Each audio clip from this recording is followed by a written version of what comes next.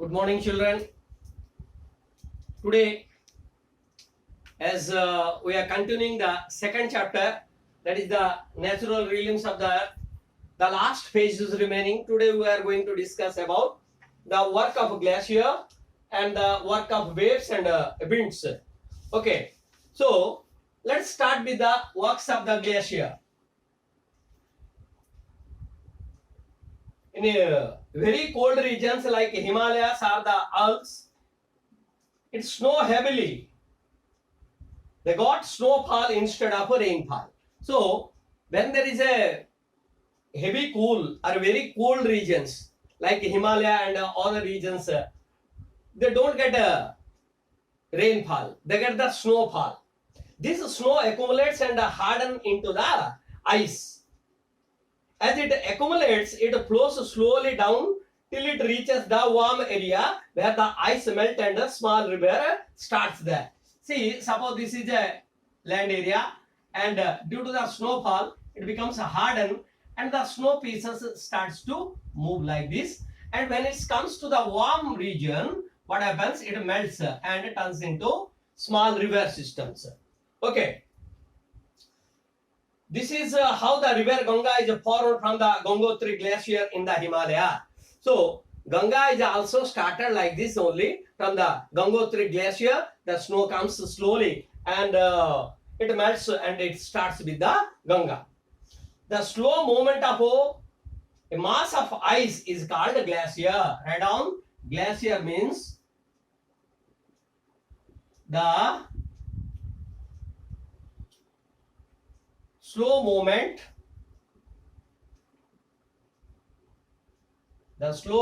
of ice is called mass of ice. Mass of ice is called glacier. Okay. So while the glacier moves, the movement of the glacier is very slow. Unlike water flow, the movement would be few centimeters a day or even less or more. So every day it is somewhat nearly 1 centimeter. Okay, in that slow movement we cannot observe it. Glaciers basically move because of the force of gravity. So one mark question: why does the glacier move? The glacier moves due to the gravitational force. A glacier erodes through the process called plucking. So while the glaciers move, it takes different things with it. So it is called as a plucking, in which it lifts pieces of rock and transport them. These pieces of rock moving ice together act like a sandpaper. So here the glacier moves, it takes the small rocks also. Okay, so the rocks with the glacier, it's just like act as what to say, a sandpaper. If you rub the sandpaper, what happens? It becomes quite sharp and what do you say, quite soft. Okay, sandpaper on the earth surface of the rock over which they flow. Just as the sandpaper removes small particles of the wood, the glacier also act as abrasive and erodes the bad rock. So whatever the bad rock will be there, it will be moved. Okay, moved out. Through this dual process of plucking and abrasion, glaciers create U-shaped valley. So U-shaped valleys are being created due to the glacier. Okay. As the glacier melts and becomes water, it does not have the force to carry. So it moves like this. Okay. So when it melts out, okay, this glacier melts down, then it cannot take these things with it and leaves behind in the form of huge rugged boulders.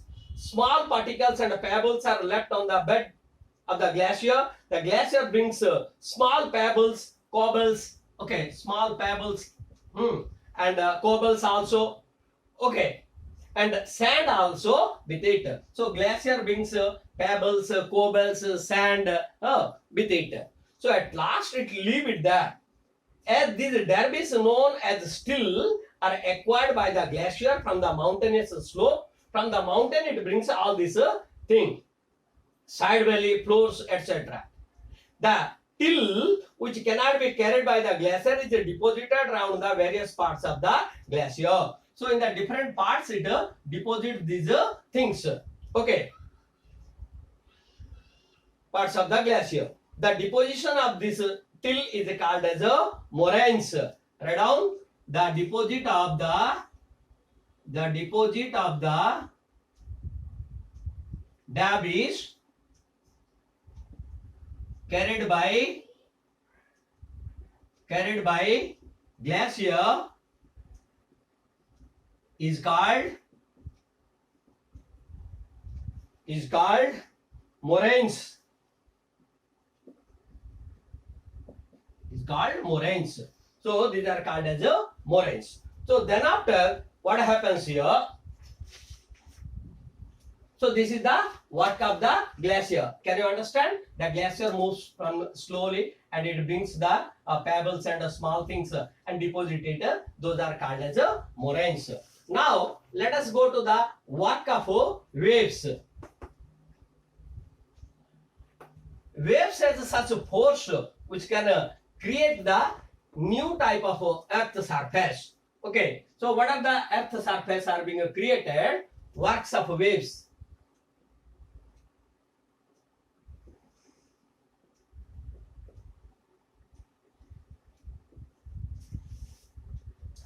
The erosion and the deposition by the sea wave gives rise to the coastal landform. We have already came to know about it. Okay, as the sea waves continuously strike the rock, you might have seen on the seashore there will be different types of rocks. So the waves are going on hitting the rock continuously. Gradually a hollow cave are formed on the rock. These are the activities become bigger and bigger. These cavities become bigger and bigger. So suppose there is a rock here. There is a rock here and the sea waves continuously going on hitting. So they create a cave here. Okay, this is called as a sea cave. So by time it goes on eroding like this, bigger and bigger. Only the roof of the cave remains. Those are called as sea arches. Lastly, what happens? This much portion will be remain. Okay, can you see it? This is just like a arc. Okay, so this is sea arc. This is called as. This is sea arc. Further erosion breaks the roof and only the walls are left. These walls like features are called as stacks. So after certain days, stacks. These are the stacks remaining. Okay, two pieces. Okay, so gradually it becomes just like this. These are called as stacks. The steep rocky coast rising almost vertically above the sea water is called a sea cliff. So sea cliff is see, this is the sea here. Vertically arose, you can see here. So this is the sea cliff here. Okay, I will send you the textbook copies. That time you can see the what is the sea cliff. Sea cliff. When sea cliffs with the weather further, they form rugged caps and way. A cap is headland cutting into the sea. The way is wide mouthed recess in the line of the coast. The sea waves deposit the sediments along shores, forming sea beaches. So whatever the erosion are going there, the sea deposits it on the seashore and it clears the beaches. Sea beach is created by these things. So from the works of the waves, we can see the first is sea cave, then sea arc, then stacks, then sea cliff. Okay, these are the forms of different forms of the earth is being created by the waves. Okay, now we are going to discuss about work of wind. Wind has a force Okay, which takes the different type of things with it and deposit on the other side. Okay, works of wind. Work of wind. So what is the work of wind? In the previous section, we read about the changes caused by the water on the lithosphere. In this section, we shall read about the changes in the atmosphere, particularly the movement of the wind. Wind is a dominant agent of the hot desert. About 1/5 of the world's land is made up of desert. You know that total Earth's surface 1/5 is a desert only. So wind has a great force in this desert region.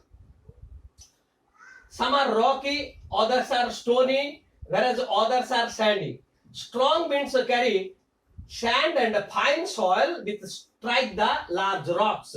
So suppose there is a large rock here. Okay. So the sea wind comes and hit it with the sand. So what happens? Strong carry wind and strike it large rocks. These two act abrasive sandpaper and erode the hard rock. So gradually, continuously, when the wind is going on striking it with the sand and other things, then it just like erode this rock. The wind action create a number of interesting erosional depositional features in the desert. So the first of all, a mushroom rock. See, this is the mushroom rock. This is a mushroom rock. It looks like a mushroom. By the hitting of the wind, this side is being created. Mushroom rock. Wind erode the lower section of the rock and more than the upper part. So lower section is eroded by the wind than the upper section. Therefore, such rocks have a narrow bottom and wider top. You can see here the top is wide, but the bottom is narrow here. Then Inselberg. So this is a mushroom rock.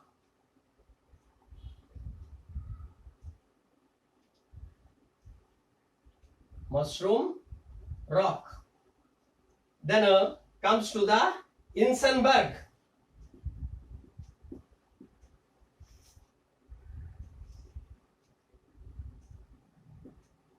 What is the Inselberg? See, desert is here. Sometimes we can see this type of rocks here. Rocks will be there. The isolated residual hills rising abruptly from the ground are called as Inselberg. So this type of rocks we can find, those are called as Inselberg. Or island mountain, they are characterized by their very steep slopes. You have the steep slopes here. Okay. Then sand dunes. Sand dunes you might have seen in the films. Sand dunes. The sand dunes will be like this. Various types of sand dunes. Okay. So the sand dunes will be like this. Due to the withering and persistence wind action, there is a large accumulation of fine sand in many deserts. These forms sand dune. Fine sand and fine sand is accumulated in the places. It looks like somewhat blackish things you can see here. Okay. These are unstable hills and sand which move with strong winds. So what happened? It is accumulated here, but when the heavy wind comes, it will be again eroded.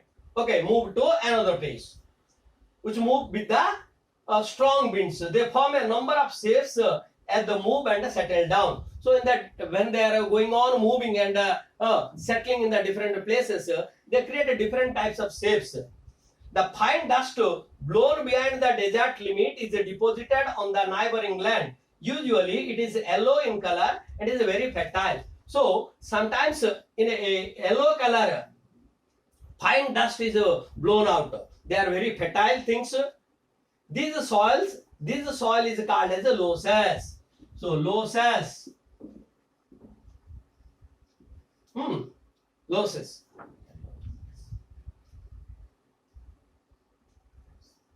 Loess. So loess is in fact a fine loam. So fine soil or fine loam it is created, and it is rich with lime. Okay, it is very fertile and rich with lime. Very coherent and extremely porous. The plains formed by the deposition of the losses are called as a loess plain. So due to the loess, whatever the plains are formed, they are called as a loess plain. Due to the loess, whatever the plains are being formed in the desert area, they are called as a loess form, loess plain. So we saw the different types of actions of water, wave, wind, and other things. Let us now see here about the action of vegetation. Action of vegetation. Action of vegetation and human beings. Human beings.